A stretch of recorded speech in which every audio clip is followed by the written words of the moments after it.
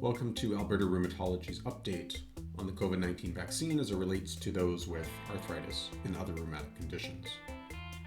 As we've said previously, this information is based on knowledge available as of this moment in time, March 2022. Data continues to evolve, and we recommend for you to check back either here or on our website at albertarheumatology.com for the most up-to-date information.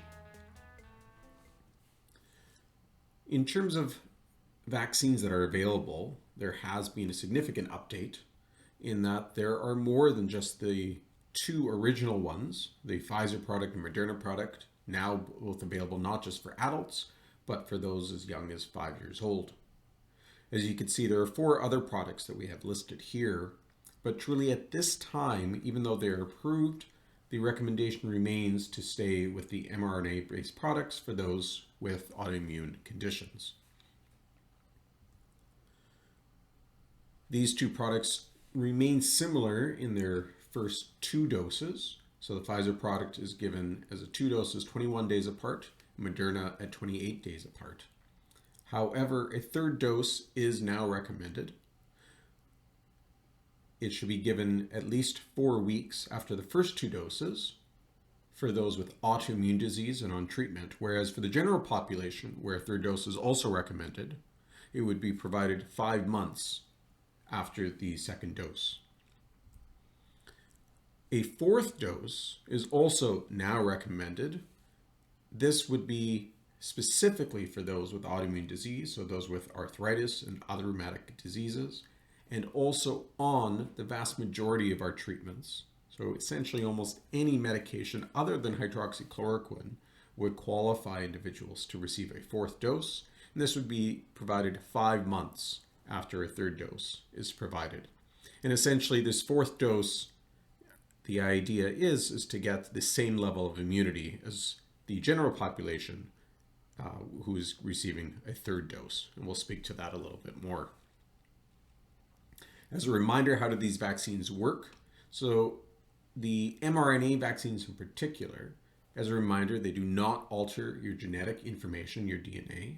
They are not live, so there's no risk of you getting COVID-19. And the vaccines do not contain an adjuvant agent, a concern for some folks where adjuvant agents are added in for vaccines that have been around for much longer. The vaccines work by providing your cells with the recipe to make a small portion of the virus, the spike protein that helps the virus enter the cell, but not the virus itself. And then your immune system learns to recognize the spike protein to protect you. After the protein piece is made, the cells in your body will break down the instructions, so the vaccine, the mRNA from the vaccine, and gets rid of it.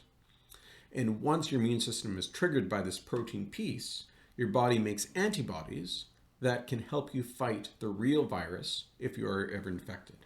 And of course, your body makes not just antibodies, but other components of your immune system learn to recognize the virus as well. How do we know these vaccines are safe? Canada is recognized around the world for high standards for vaccine review, approval, and monitoring. And only vaccines that are safe and effective are approved for use in Canada. These vaccines came to market more quickly than usual due to the availability of funding, broad interest and participation in studies, and prioritization of review for authorization.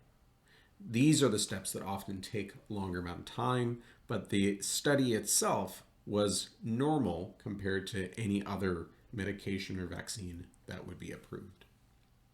Are vaccines safe with rheumatic diseases?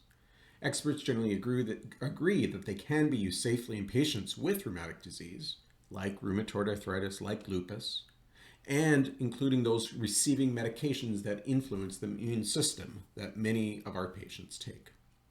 The CDC in the United States, the American College of Rheumatology, and the Canadian Rheumatology Association all recommend that persons with autoimmune conditions should receive the mRNA COVID-19 vaccine.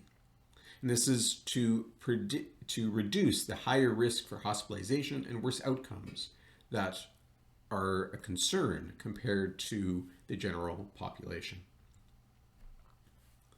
How effective are these vaccines? Well, the original studies, as we will recall, showed essentially a 95% effectiveness in preventing COVID-19 from after the second dose.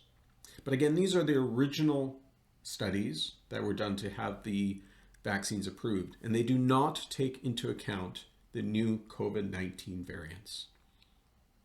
So while the vaccines that we have, even after a third or fourth shot, are probably not as effective at preventing COVID-19, they do remain very effective, reducing the risk of hospitalization and death. And this remains very important. There is some data suggesting vaccine efficacy, how well it works, starts to decrease 6 months after receiving it. And this may be different for those with autoimmune disease and on medications. And this partially explains why we've gone to third and fourth COVID vaccine doses. But further, as we said, it's important because the vaccines appear to be less effective against the new variants. So third and fourth shots do appear to, at least temporarily, we'll see how long, increase effectiveness. But again, it's probably not so much that they prevent infection now, but more importantly, they reduce the risks associated with that infection. So they reduce the risk of bad COVID, of bad outcomes. And that's particularly important for those with rheumatic diseases. In particular, we need to think very carefully for those who are on medications like rituximab and prednisone at doses greater than 20 milligrams. Those individuals probably will not respond very well to getting a third and fourth COVID vaccine in terms of how well it will work. So you should speak with your rheumatologist to optimize the timing of when you receive those shots. Other medications that we use, including methotrexate, may moderate the response. Whether or not it's worth holding these medications for a brief time to optimize the vaccine response versus how well your disease is controlled, again, likely requires a discussion with your rheumatologist. Whereas a few of our biologic agents, there's only very small concerns with the vaccine and therefore likely okay to just proceed, although often we're using these medications with things like methotrexate and so forth. So again, discussing with your rheumatologist to optimize timing remains a good strategy. As we know, immunization is important. It remains the single most effective means of protecting yourself from COVID-19, and particularly its bad outcomes. It also helps reduce the strain on our healthcare system to allow elective surgeries, but other postponed services, including seeing your rheumatologist, to continue. How often will we have to get the vaccine? It remains unclear at this time, and more study, more watching of what happens will be needed. But the bottom line remains the available vaccines are effective at reducing the risk of severe COVID-19 infection, including the need for hospitalization. These vaccines can be used safely in patients with rheumatic diseases, as well as patients receiving drugs that influence the immune system. And again, this information is up to date as of March 2022.